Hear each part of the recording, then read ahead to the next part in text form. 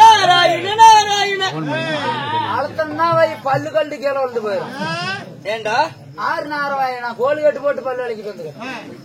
அட துஷ்டம் ஒன்றுமே உன்ன சொல்லவில்லை. பிறகு என்னுடைய திருநாமம் இது. நாராயண நாராயண 16 எதுக்கு? எங்க பாட்டி சின்ன குழந்தையா இருக்கும்போது 16 1 2 ரூபாய்க்கு 16 அடைச்ச வாய் மேல போடுறான். ஓ வாய் மேல போட சொன்னேன். அது அந்த காலம், அது அக்காலம். ஆமா அது இது இக்காலம். அது அக்காலத்துலங்க, இது இக்காலத்துல. நாராயண நாராயண நாராயண நாராயண. ஏ துஷ்டம் உண்டவே, என்கிட்ட ஏதோ எக்கச்சக்கம் பேசுன வச்சுக்க பெருத்த சாபத்தை கொடுத்துருவேன். ஜாக்கிரதை. கெட்ட வார்த்தை பேச மாட்டேன். கெட்ட வார்த்தை பேச மாட்டியா? ஏண்டா கெட்ட வார்த்தை எக்கச்சக்கம் பேசக்கூடாதுன்னு சொல்றேன். என்கிட்ட கெட்ட வார்த்தை பேசுற, அதனால ஒரு பெருத்த சாபத்தை தருகிறேன். என்ன சாபம் கொடுக்கலான்னு? என்ன சாபமா? ஏண்டா என்ன பத்தி அலட்சியமா பேசிட்டல, பெருத்த போறாங்க போறான். என்கிட்ட ஒரு மண்ணை உளிக்குது, சரி அதை உடைச்சு பொம்பளைங்களுக்கு சூத்து தோடைக்கு கல்லு கொடுத்துருவேன். என் சாபத்தை அலட்சியப்படுத்தி விட்டாயா? அப்படி என்றால் நீ ஒரு பெருத்த நெருப்பாக போக கிடவது. நான் 1 லிட்டர் தண்ணி குடிச்சிட்டு மூத்திர விட்டு அமைச்சு விடுவேன். கிடவுதுங்கிறியா? ஆமா. நாராயண நாராயண. அப்படி என்றால் மொத்த கிழமையாக போறா. அறிகிறேன். நாராயணனா ஏப்பா காலம் பிடிக்கிற? ஏப்பா 2 காலையும் முடிச்சுக்கிறேன். எனக்கு காலை ஜாப் மட்டும் 2 காலங்களா 2 காலம் தான் நடக்குது. அந்த பொட்டக்காலுக்கு பாத்தீங்கன்னா 4 காலு. அந்த கடுங்காலதான் இருக்குது பாருங்க, அதுக்கு 4.5 காலுங்க. பொட்டக்காலையும் படாத பாடு படுத்து போடுங்க. அதனால வேணாங்கிற பொன்னரம் போகட்டும். இருந்தாலும் இந்த சிங்கார பொன் மேடையில் இன்று அரங்கேற்றம் சேரக்கூடிய நாடகம் என்ன? இன்னைக்கா? இன்னைக்கு போகலாம். சிவபுராணத்தில் பாகமாக வழங்கக்கூடிய கண்ணன் கார்கோரகாசுர சம்காரம் வள்ளி மோடி எடுத்தல் என்ற நாடகத்தை அரங்கேற்றம் செய்திருக்கிறார்கள். இருந்தாலும்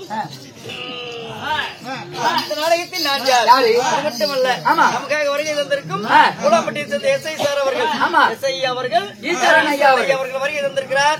அது மட்டுமல்ல, நம்ம நாடகத்தை உலகம் முழுவதும் எடுத்து உலகத்திற்கு அனைவரும் பார்க்க வேண்டும் என்று சொல்லி யூடியூப் வழியாக வேப்பமரத்தை சேர்ந்த சேகரன் வருகை தந்திருக்கிறாங்க. ஆமா, அக்னி புயல் யூடியூப் சேனல் லைக் பண்ணுங்க, ஷேர் பண்ணுங்க, சப்ஸ்கிரைப் பண்ணுங்க, கமெண்ட் பண்ணுங்க, அதாவது ஆதரவு கொடுங்க அப்படின்னு சொல்லி நம்ம அர்ஜுனன் வந்து வருகை தந்திருக்கிறாங்க. அனைவரும் முத்தம் வந்திருக்கிறாங்க, கிருஷ்ணன் வந்திருக்கிறாங்க. அனைவருக்கும் நம் நாடக கலைக்குழுவின் சார்பாக அனைத்து பொதுமக்களுக்கும் சக்தி விநாயகர் கலைக்குழுவின் சார்பாகவும் என்னுடைய முதற்கண் வணக்கம்.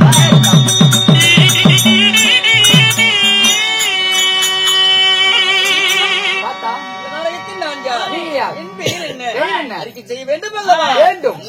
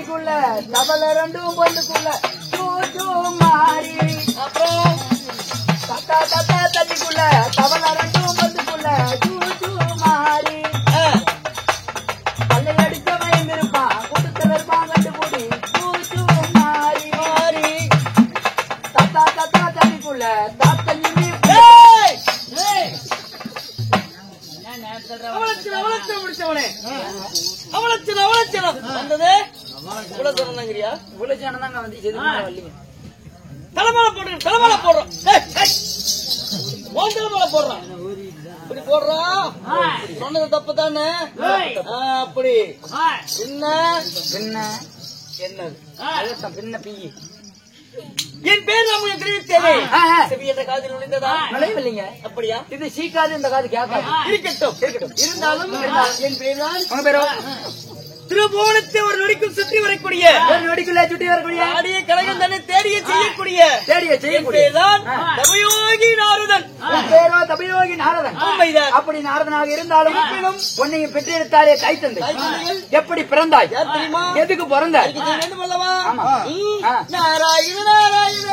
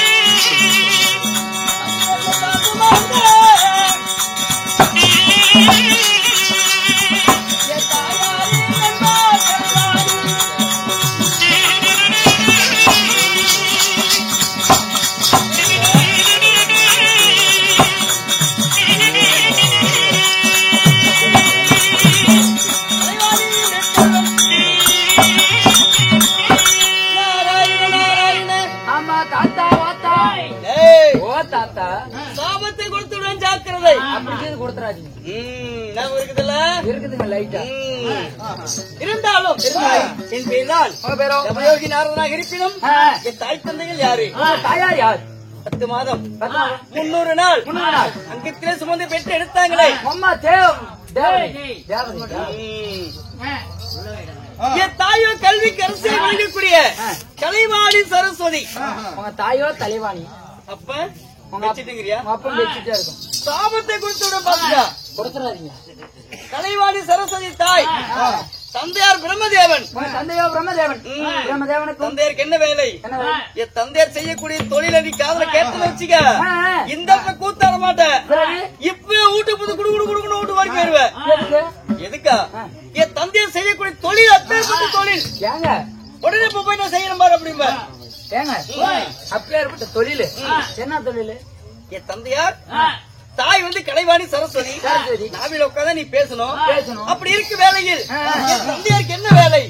யானை முதல் எறும்பு கடைசி 84 லட்சம் ஜீவ வேதங்களுக்கும் என் தந்தையாருக்கு என்ன வேலை? பிண்ட பிரிப்பது. ஏங்க உங்க அப்ப யானைக்குமா பிடிக்கிறாரு? எல்லாத்துக்குமே பிடிப்பா?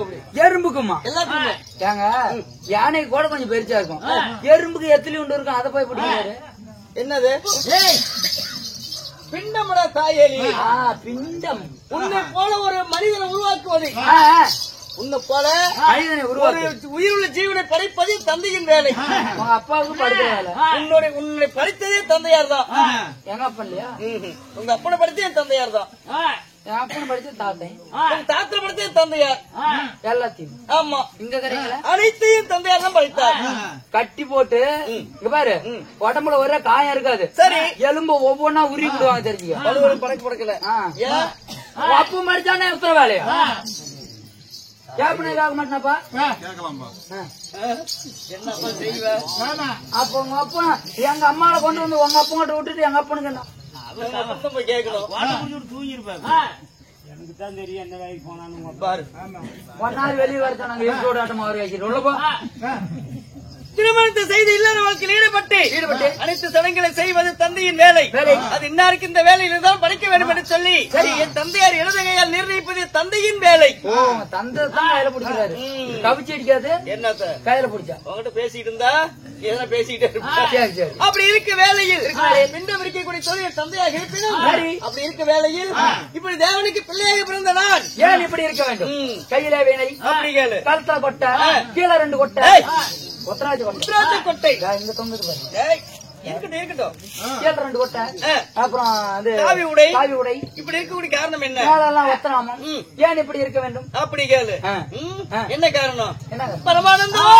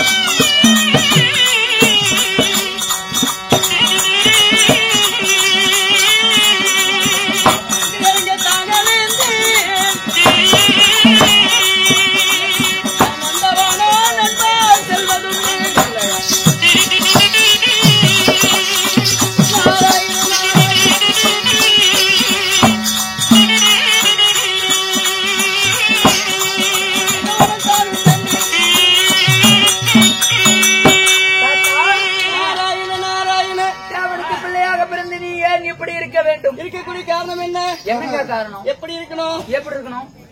தந்தையார் பிரம்மதேவன் ஒரு சாமியார் தான் இருக்கணும். உலகத்துல இருக்கிற தெய்வம் உங்களையும் ஒரு தெய்வமா வச்சு கும்பிடுவாங்கல்ல.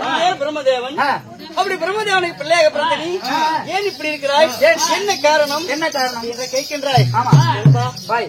ஒரு நாள் ஒரு தினத்தில் என்ன செய்த தெரியுமா? அதிகாலையிலிருந்து தந்தையின் பூஜைக்கு மலரடிக்க செல்வது வழக்கம்.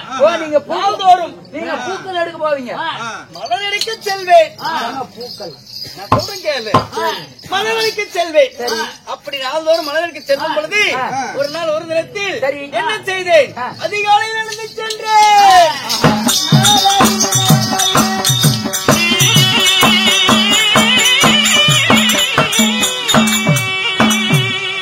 அதிகாலையில் எழுந்து செல்லும் பொழுது காலையில எந்திரிச்சு போறீங்க. ஆமா சரி. அந்த நேரத்தில் தேவலோகத்திற்குரிய தேவ கன்னிகள் நூலேணி மார்க்கமாக தாமரை தடாகம் என்று சொல்லக்கூடிய தெப்பகுளத்தில் குளித்து நீராடுவதற்காக பூலோகத்துக்கு வந்தார்கள். பூலோகம் வருகிறார்கள் தேவ கன்னிகள். அன்றைய தினம் நான் என்ன செய்தேன்? அதிகாலை எழுந்து சென்றேன் அல்லவா? தெப்பகுளத்தில் குளித்து நீராடி கொண்டு நடினம் புரிந்து கொண்டிருந்தார்கள். பெண்கள் நாட்டி ஆடுறாங்க. கையில் கூடிய வீணையை மீட்டிக் கொண்டு பெண்கள் நடினம் ஆடக்கூடிய நடினத்தை பார்த்து சற்று வேசினைத்து நின்று விட்டேன். ஓ அவங்க ஆட ஆட நீ வாசிக்கிற. ஆமா சரி அது வீசிலிருந்து நின்ற உடனே இங்க தந்தையின் மலரை பாதத்துக்கு மலர் எடுக்க காலம் தாமதம் ஆனது. ஓ நீங்க மறந்து போய் நின்னுகிட்டீங்க. மெய் மறந்து நின்று விட்டேன். சரி மெய் மறந்து நின்றபடியினால் பொழுதும் வந்தது.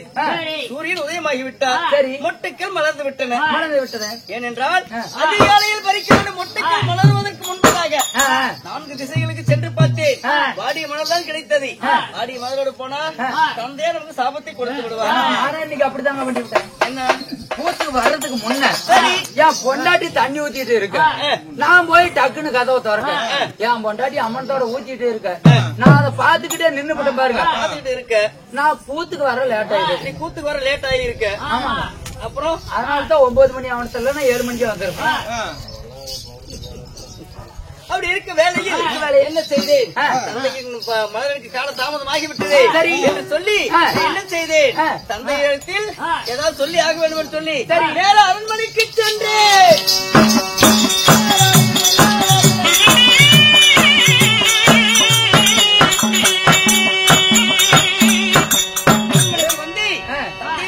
வணக்கம் தந்தை என்று கூறினேன். வணக்கம் சொல்றீங்க. உண்மைதான். சரி இருக்க வேலையில் மகனே இன்று தாமரை மலர் வாசா இன்று மலர் பெருக்கு கால தாமதமாகக்கூடிய காரணம் என்ன லேட் ஆச்சு அப்படி என்று கேட்டார். சரி கேட்ட உடனே தந்தையே உங்களுக்காக மலருக்கு சென்ற நான் சரி 4 திசைகளுக்கு சென்று பார்த்தேன்.